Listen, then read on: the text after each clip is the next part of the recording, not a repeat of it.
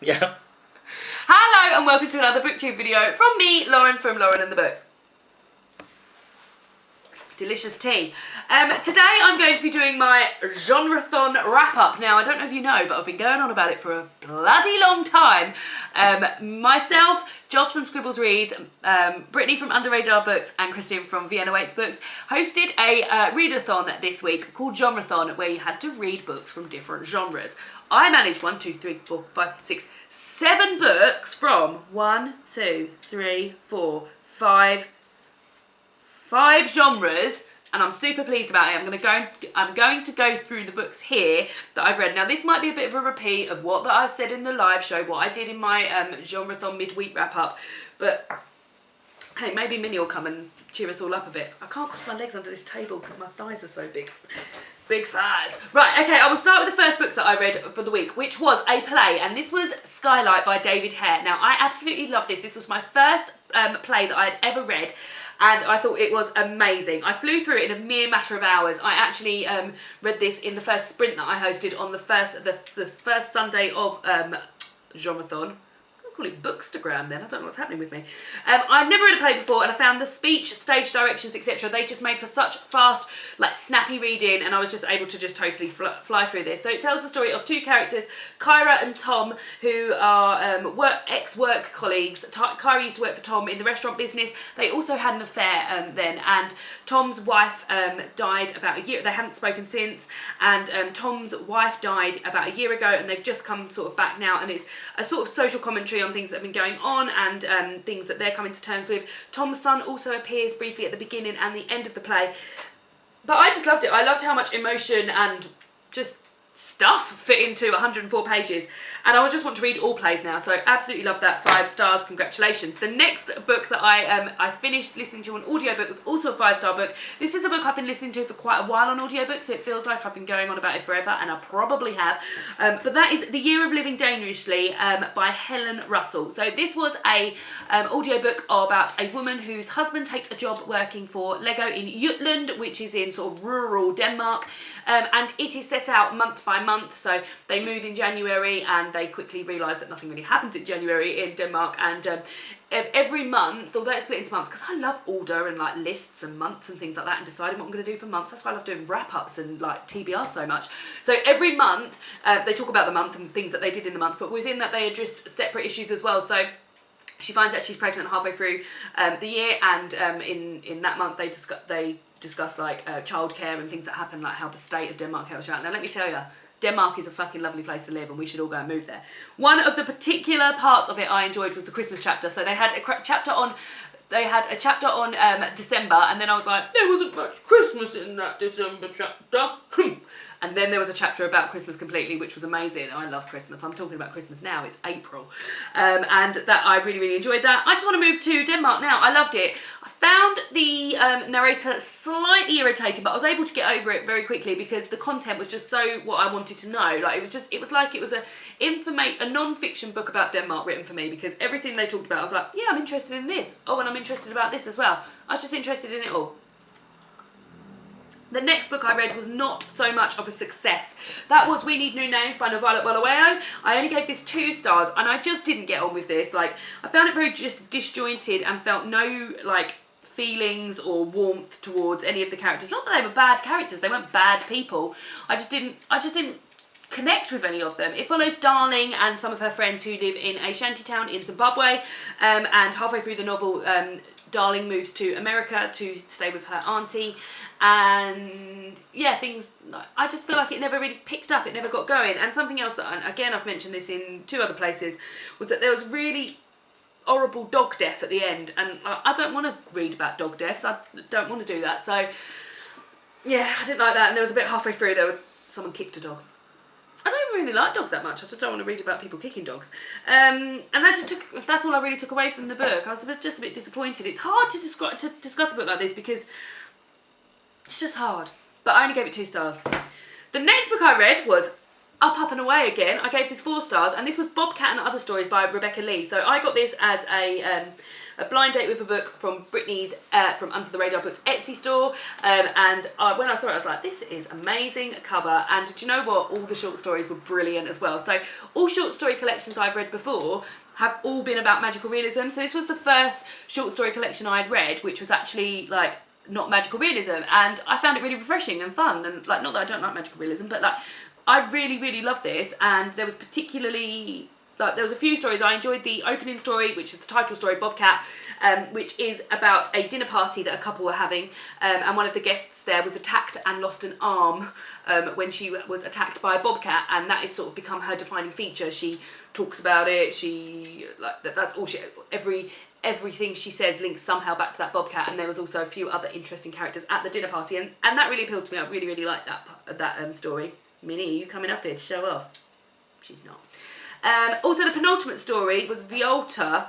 I enjoyed, but I can't remember what happened. Oh, Violta. Look, I've spelt that wrong on there. Embarrassing. I've spelt it with a V. This was about an art school, and I really loved that, and that had some great characters in it as well. I'm looking forward to reading more by Rebecca Lee. I need to find out if she's written any more. But yeah, I really love this. And do you know what? I would go back to this. There's not many short story collections I would revisit, but I really think I would revisit this. And I loved it. And it feels lovely. It's like one of those, like, I think Eleanor once described it as buttery, and that is a very good description. It feels lovely. The next book I read was a graphic novel, and this was Snapshots of a Girl by Belden Cezanne. This was a library book that I hadn't looked into. I literally saw it on, as I walk into my library, there's like new books, and I was like, oh, I wanted another graphic novel for Genrethon. I'll pick this up. I didn't even read the book back, anything. And I just thought it was a coming of age story about a girl coming of age. I thought it was a children's book.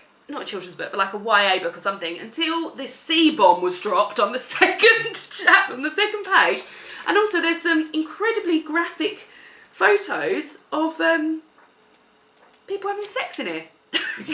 Not photos, incredibly graphic like drawings of people having sex. So this tells the story of a young girl who is coming to terms with the fact that she is a lesbian, and she is from a Islamic background, so that's very difficult for her to come to terms with that. I wasn't mad on the illustrations, and I sometimes found the text and the writing really hard to read. Let me try and find something.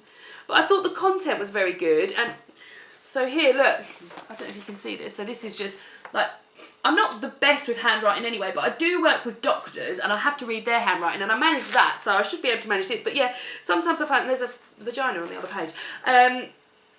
Yeah, the content was interesting, and I found it good. I gave it 2 stars. I originally gave it 3 stars. I've crossed out a 3rd star and put it down to 2 stars. Yeah, it was just like, it wasn't the illustrations weren't for me.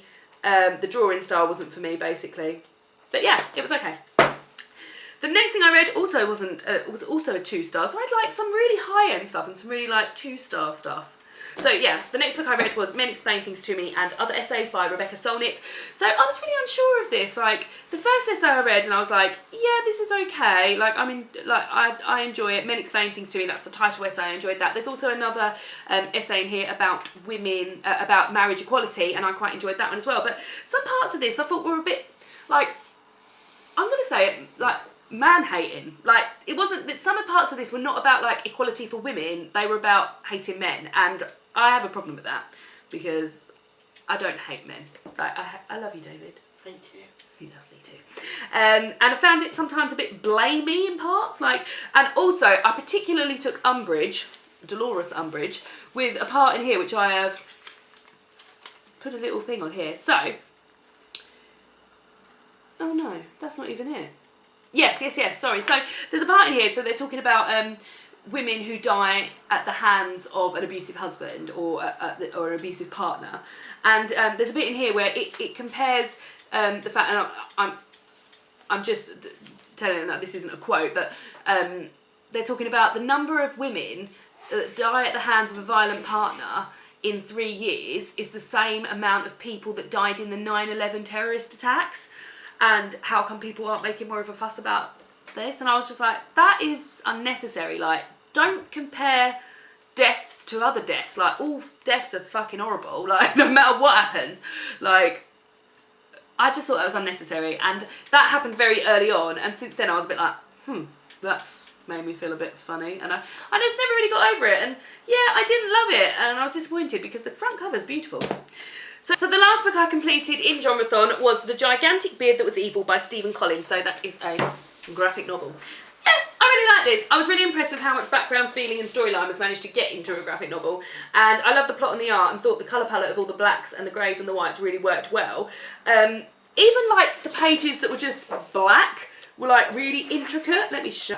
Even the pages that were black had intricate drawings in, and it tells the story of Dave, who lives in a place called Here, and in Here, when he lives in Here, everything is based on conformity. So like everyone's very neat and tidy, they keep their houses very neat and tidy, their jobs are all to do with data, and it's all very neat and tidy, and everything's like wonderfully happening and things. And then one day Dave sprouts this enormous beard that he cannot control, and everyone in Here loses their shit basically about what they're going to do about it. And I think it has I won't spoil the ending, but I think it has a good message, and yeah, I really liked it. I read it in less than an hour. I read this, so I read my first book in my first sprint, and I read this in my last sprint when I rounded it off. So those were the 7 books. So the genres I got round to were, I read non-fiction in terms of the feminist essays and A Year of Living Danishly. I read graphic novels in terms of The Gigantic Beard That Was Evil and Snapshots of a Girl. I read short story collection, Bobcat and Other Short Stories. I read literary fiction, We Need New Names by Novella Bella Whale. And I also read a play by David Hare, Skylight. So yeah, I was very, very pleased with how I did. Now in terms of, so those are the books that I completed. That I also am part way through 3 other books. 2 of which are from the non-fiction genre and 1 is from the classic genre. And I thought, as I was doing the roundup, I may as well go over this as well. Jesus, this video is going to be long. Well done if you've made it this far.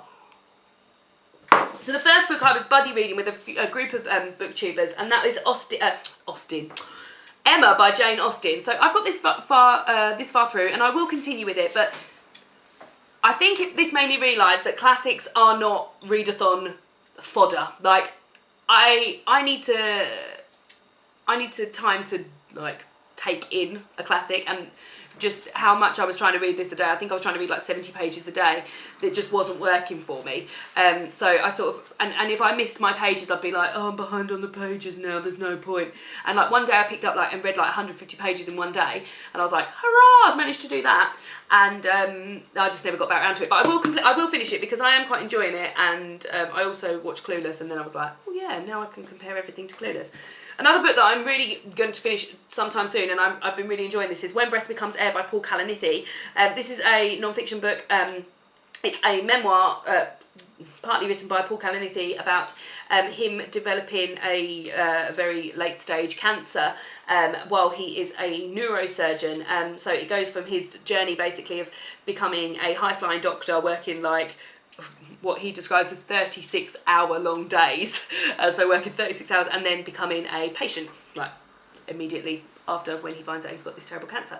And yeah, I've got past the bit where he's all his training now, and he's got cancer now, and it's all about his journey as a thing. And I just think this is a really beautifully written book. Like, I'm really super impressed with this, and I'm looking forward to finishing it. And the last book I got, which is like, you know when you see a book that you want on Amazon or something, and then you put it on your wish list, or you see it on Goodreads, and then you go to the library and it's there, that's like the best feeling ever in your tummy, isn't it? So that happened to me. So this is Nordicana, just following on from listening to the audiobook about Denmark. I just want everything to do with Scandinavia now. This is 100 Icons of Scandi Culture and Nordic Culture. This is much more like a sort of a coffee table book, if you will. So it's got some parts in, so all of like anything like Scandinavian they cover. So here we go, door harp. That word that I can't say, hygge, which is what I'm all about in terms of Denmark, and just like basic things that are Scandinavian in culture, meatballs. It's just fun just to flick through, and I actually thought I was going to be able to read, I thought I'd get this done, but I just didn't get around to it. So those are the 3 books that I was part way through. But yeah, so that was my genrethon. So I hope all you guys had a really good genrethon as well. It was so fun to do, and I love doing the sprints, and I loved waking up every morning and checking the hashtag and seeing what everyone had been getting up to, and I love the live show with the girls and speaking to all you guys as well. And I just really hope you liked it, and we were all just so surprised at how much it took off. Like, we just thought it'd be us 4 and then all you guys got involved as well. So thank you so much for joining in. Cheers. And let's hope we can do it again sometime, and I will see you all again soon for another booktube video. Goodbye.